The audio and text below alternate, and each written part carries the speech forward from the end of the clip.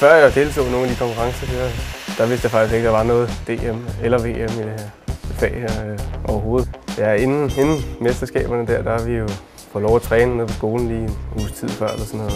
Fået lov at se, hvad det var, vi skulle lave, og tegne opgaven. Og ja, få noget information om det i hvert fald. Og en af lærerne hernede på skolen, der har trænet os op til det, og ligesom hjulpet os, ikke? Så det har været en god hjælp i hvert fald.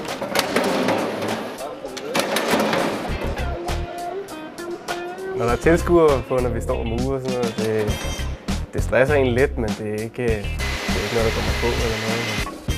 Man vinder så hurtigt. Det bedste ved at være murer, det er vel nok, at man kan se, at man har bygget noget, når man er færdig, ikke? Der er et resultat i hvert fald. Så når man er tilfreds med det, man har lavet, så kan det være meget bedre.